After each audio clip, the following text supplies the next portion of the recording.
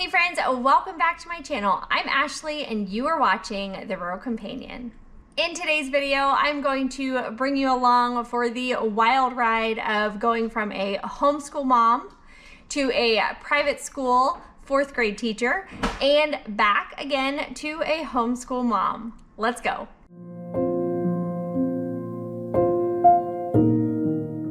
When my kids were first born, I had big dreams and hopes of getting back to work and quickly. Now, at that point, I had not finished my college degree of elementary education, and I had planned on hopefully working for several years so that I could finish my degree and get back into the workforce or workplace. However, God had wonderful and totally different plans, and our family decided to homeschool. Now, we did kind of take this one step at a time. My husband wasn't fully on board initially, and I said, let's try kindergarten.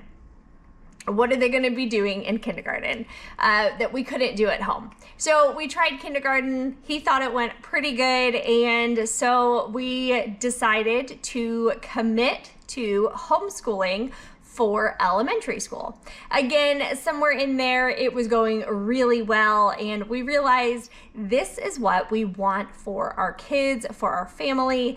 It gave us a flexibility to travel when my husband's work schedule had him travel. It allowed us to go visit family and just do the things at a slower pace that are beneficial for our family. We weren't on the rat race, if you will, of going from this activity to this activity to this activity and school all in there. We did move around. Let's see, I think our kids were in 4th and 5th grade or 5th and 6th grade, somewhere in there. We moved to central rural Oklahoma. Our options as far as homeschool groups were really limited.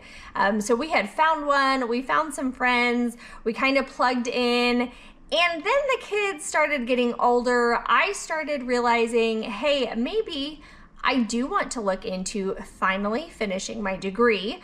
But before I did that, I wanted to see if I still wanted to be a teacher. So about 2 years ago, I contacted a local private Christian school and asked if they would be willing to allow me to come work part-time in one of their classrooms to see if I still like being in a classroom, or if that's what I really wanted to do once my kids grew up and moved out of my house. So I started working part-time, which turned into full-time. I finished out last school year, and my kids asked if they could go to the school as well. Now, I am not going to get into all of the drama of our school year. That will be a different video, and I actually haven't even decided if I really want to go down that rabbit trail yet. Suffice it to say, my kids really enjoyed the school experience, minus the teachers and administration. We actually had a lot of problems with the high school teachers as well as the high school administration that was not happening in my part of the building. So I loved my principal. She is a phenomenal leader. The other teachers that I worked with, we frequently called ourselves co-parents because we would just jump in and do what needed to be done for each other's classes. Because it was a small school environment, we were able to do that. I did really enjoy teaching, but I did not enjoy all of the other things that needed to be done every day. From talking to parents, handling behavior issues. I had a few kids that just could not manage themselves. They could not maintain order or sit in a chair or be quiet for even just a few minutes. So those types of things are really taxing, just constantly. I'm trying to teach and then please be quiet. Eyes on me, pay attention. And So I would frequently be distracted from my main job. I had a lot of administrative type work that does come with teaching. Now I know that there is grading and putting grades in and lesson planning. I understand that aspect, but there was a lot of things that would just come up that had to be done. From special activities that we would plan throughout the year for the kids, and it was a fun thing, but yet it was one more thing that I had to create or plan out. A lot of the day-to-day things really were taxing on being a teacher. Now, I'm not going to go into this one too much either. However, I was severely underpaid. I knew that going into it.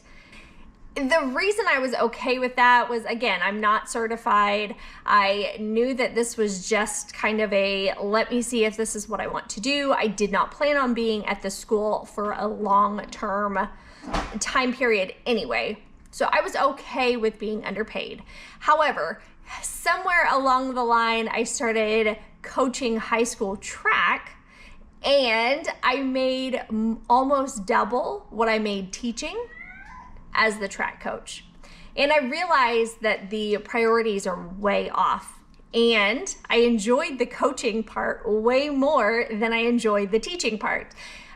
Because the teaching part, yes, I liked teaching, but I didn't like all the other things that came along with it. Whereas the coaching part was just the fun part of teaching.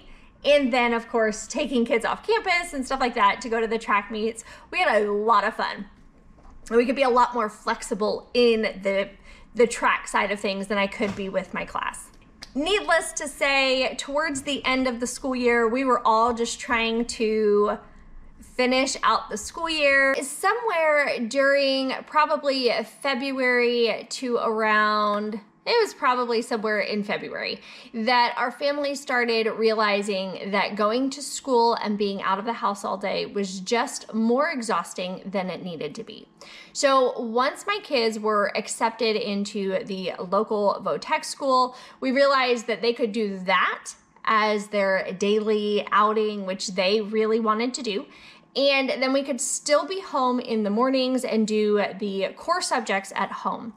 Once we kind of made that decision, our focus was just finishing out the school year. However, we had several really big situations come up. Again, I'm not touching into that, but they were just so intense that we realized that being in the school for the rest of the school year was not worth it. It wasn't worth it for our mental health or the safety I felt of my kids. It just did not seem like an environment that I wanted them to finish out the school year. Now, we did leave the school a few weeks early and we came back home. It was not a homeschool for the rest of the year, but we did quickly jump right back into our typical homeschool day pattern where we would wake up, have just some quiet time on the couch. We would pick a project or something to do around the house. I spent several weeks deep cleaning my house because it had gotten very messy over the school year.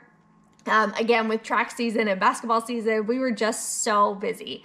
So our family is now in full summer swing, and that means our schedule, again, is back to crazy, chaotic with summer camps and jobs and friends and all of that. So what does our school year look like next year? Well, be sure to check out the next video that I am going to post that will go over exactly what our school year will be for next year. My kids will be in 11th and 10th grade.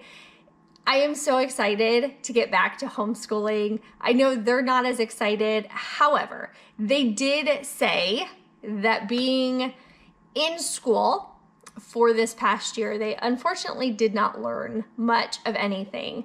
They both agreed that they learn way more through our homeschool. I'm also certain that they're going to be learning a lot at their vo-tech school, and I am hopeful that next school year they will make up for the lack of learning from this past school year at the private school that they were in for 9th and 10th grade. I plan on homeschooling in the morning and then hopefully doing just YouTube videos or catching up with life, taking care of my farm in the afternoons while they are going to their vo-tech school. I have toyed around with the idea of possibly tutoring or something along those lines in the afternoons, but I also know that in the end, I am more valuable at home than I am working outside of the house. So some of the downsides to working outside of the home is we spent an excessive amount of money on easy convenience foods. I know that also cost our physical bodies as well, because I just could not be gone all day and make a quality dinner in the evenings. And again, during basketball season, we would get home some nights around 9 or 10. There was not time for dinner. Or with track, we would not get home till close to 6 in the evenings. It was just very taxing to be gone all day, and everything was neglected here at home. So my goals for being back at home are to jump right back into those rhythms that we had up until we started going to school. I am so looking forward to being home again, and I think I kind of have that renewed sense of purpose at being at home that I kind of had lost up until that point. I was actually it wasn't a midlife crisis, but I was also starting to realize that my kids were going to be moving out soon, and I knew that things were about to change. So I thought maybe I had to change too. But it turns out all I need to do is stay at home and enjoy the place that God has provided for me. Now, there are still plenty of things that I can do with friends or through my church to make sure that I'm still teaching and engaging with others, and still, of course, spending that time to help others in the way that I felt like maybe I would do as a teacher. I can still interact with many kids at my church on Wednesday nights when we do our kids classes, and I am still very effective as a teacher, even if I'm not in the classroom. So I hope that you enjoyed hearing my journey from homeschool mom to teacher, back to homeschool mom. I would love to hear a little bit more about your journey. Are you a homeschool parent? Again, thank you so much for watching this video.